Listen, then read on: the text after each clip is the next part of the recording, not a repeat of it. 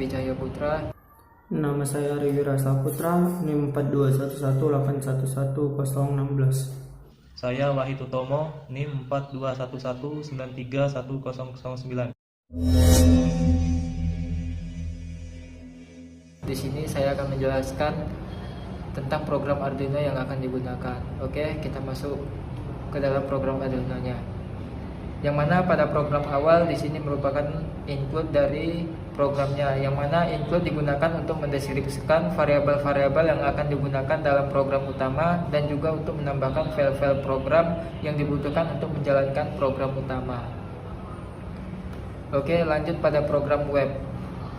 Yang mana di sini merupakan program dari web yang akan digunakan. Kita dapat memperoleh API My Channel Number dari web yang akan kita buat dengan menggunakan aplikasi ThinkSpeak. Oke, lanjut. Di sini kita dapat menggunakan WiFi. Di sini nama WiFi yang akan digunakan, dan ini merupakan password WiFi yang akan digunakan. Ini merupakan IP address pada komputernya, dan ini merupakan token yang didapat dari aplikasi Blink.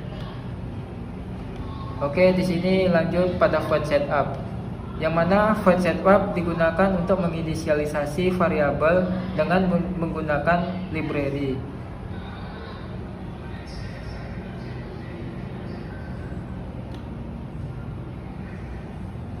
Oke, lanjut pada void loop, yang mana void loop ini digunakan untuk mengeksekusi dan menjalankan program secara berulang. Yang mana di sini merupakan data dari humidity-nya, dan di sini merupakan data dari temperaturnya. Ini merupakan program pembacaan pada ThinkSpeak atau dari web servernya. Dan di sini ini merupakan pembacaan dari Blink, yang mana serial port V5 merupakan humidity, serial port V6 merupakan temperatur. Dan di sini akan untuk mengupload agar dapat dibaca dengan delay sebesar 5 detik.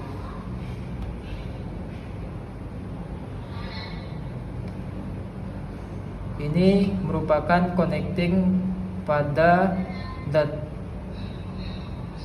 data MySQL.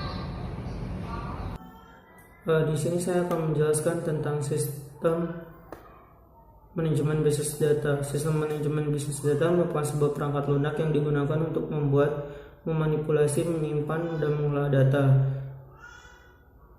Pada praktikum kali ini kami akan menggunakan MySQL dan ppMyAdmin. Untuk menggunakan aplikasi ini, kita install dulu pada web browser. Apabila sudah terinstall, kita buka pada kontrol panel exam, klik 2 kali, kemudian aktifkan kita pencet start pada Apex dan MySQL nya. Lalu buka web browser, ketik alamat URL localhost /exam, terus klik ppMyAdmin.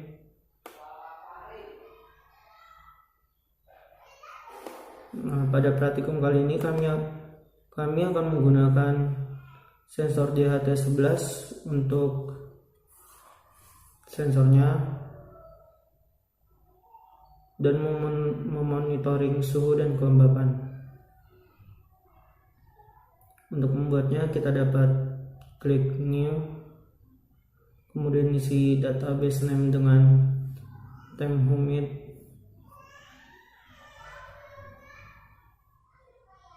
atau temperatur, kemudian klik create.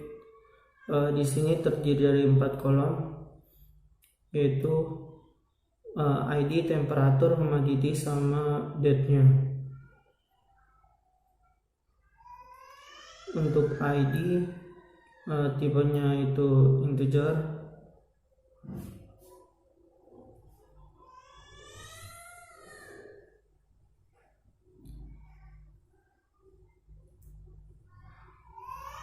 Kemudian null indeksnya primary.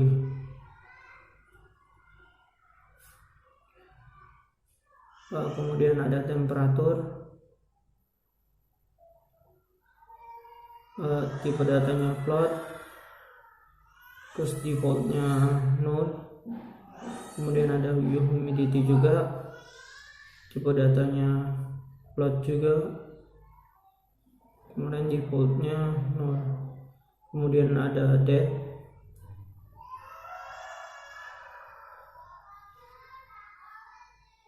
terus tipe datanya ada timestamp, kemudian current time untuk defaultnya. Apabila sudah selesai, kita pencet tombol save.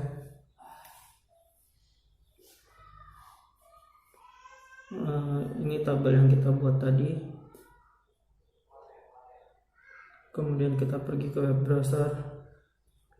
Nah, di sini kita menggunakan program yang kita buat, lalu kita simpan di PHP. Kemudian PHP tadi kita taruh di local C, kemudian sumnya, kemudian di htdocs, kemudian test code. Nah, di sini kita menyimpan file PHP-nya. Pada praktikum IoT ini, saya akan menjelaskan tentang web. Di sini kami menggunakan aplikasi ThingSpeak untuk webnya. Langkah pertama, kita masuk ke linknya www.thingspeak.com. Kemudian setelah masuk, kita akan mendaftar akun baru. Caranya dengan memasukkan email dan password sebagai akun ThingSpeak yang akan kita gunakan. Setelah sukses ke akun kita, kemudian kita akan membuat new channel. Pada praktikum IoT ini, sensor yang kami gunakan adalah DHT11. Untuk itu, pada new channelnya kita akan memonitoring suhu dan kelembapan. Setelah selesai, kita akan mengapply-nya dan akan mendapatkan API case dan ID channel.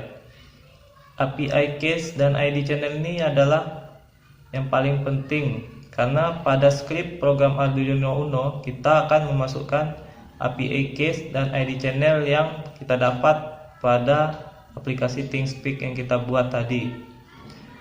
Setelah memasukkannya pada script program Arduino kita, kemudian kita input ke node MCU yang kita gunakan, yaitu ESP8266. Setelah diinput ke node MCU dan sukses, maka secara otomatis aplikasi pada ThingSpeak akan memunculkan grafik sesuai dengan suhu dan kelembapan aktual pada sensor yang kita gunakan, dan akan terus berubah secara otomatis sesuai dengan aktual pada sensor suhu DHT11 yang kita gunakan.